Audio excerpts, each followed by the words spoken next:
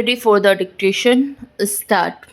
As you are aware, sir, among the many social and economic evils that visit our nation, food adulteration is most dangerous because the unsuspecting public have no way of knowing that when they buy a certain article, whether it is up to the required standard or not.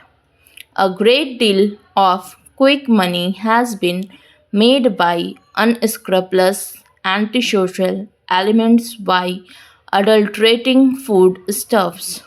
A great deal of indigeneity has gone into this whole process of adulteration. I was myself surprised, sir, when the committee went through this to learn in what ways special adulterants are manufactured in large quantities so that food can be adulterated. And very often, as you know, sir, the adulteration is of such a nature that is causes death or permanent injury and disablement to the people who consume those articles. It is therefore an extremely serious matter, and there has been a demand from all sections of the public and in both houses that this entire Prevention of Food Adulteration Act should be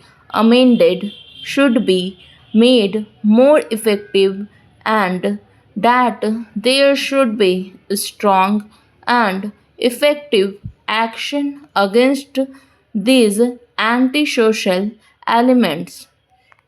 For this purpose, sir, I introduced in this House an amendment to the Prevention of Food Adulteration Act 1954.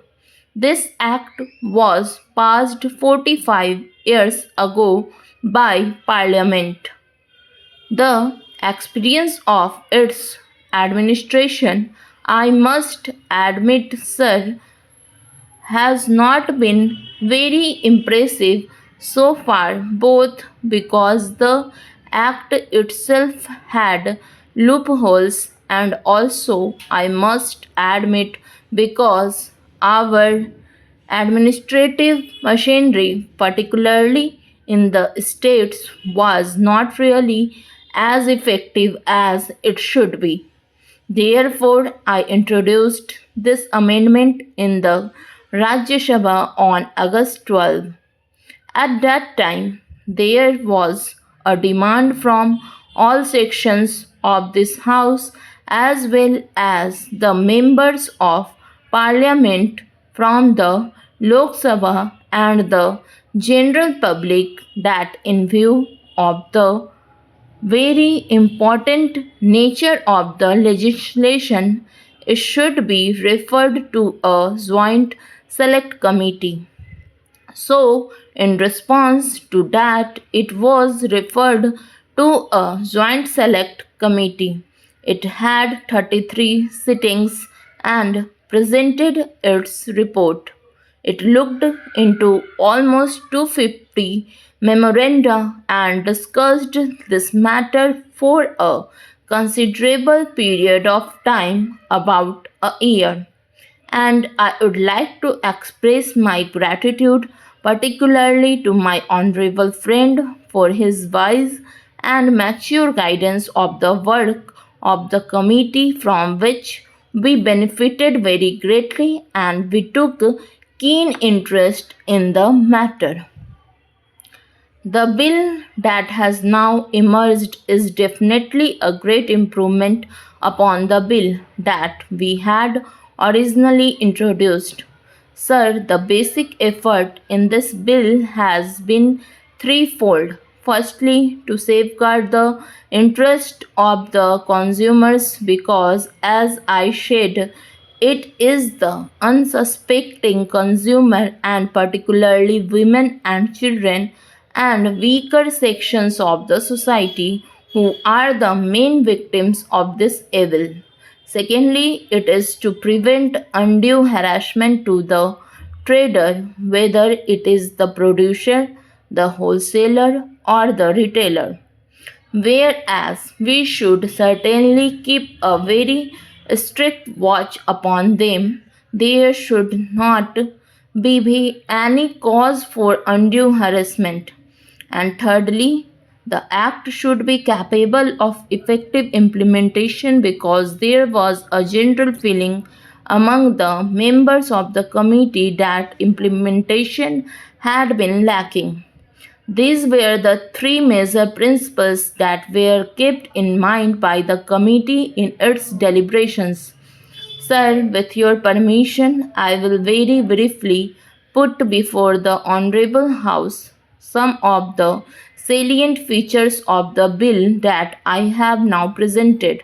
The finest point is that a distinction has been made between adulteration that is capable of easy detection by the eye and adulteration which is not.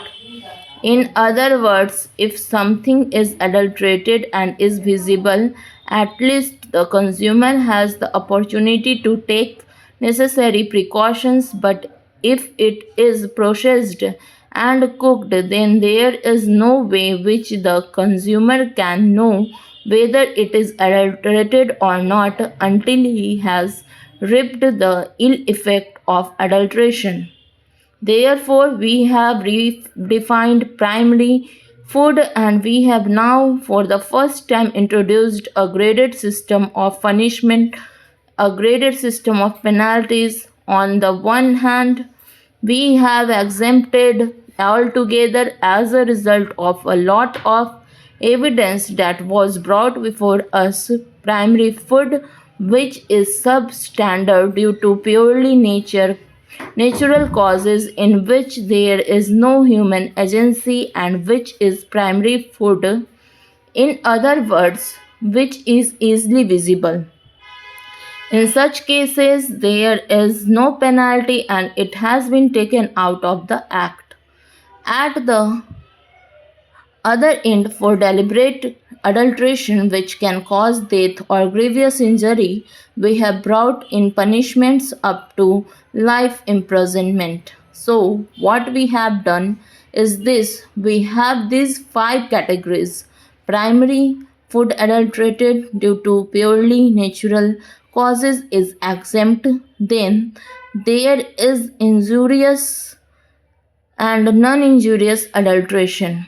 Here we have got a graded system of penalties going up to life imprisonment, so that deterrence is there and people realize that they cannot play with the lives of their fellow citizen. On the other hand, non guilty people are brought within the mischief of the act. Stop. Thank you.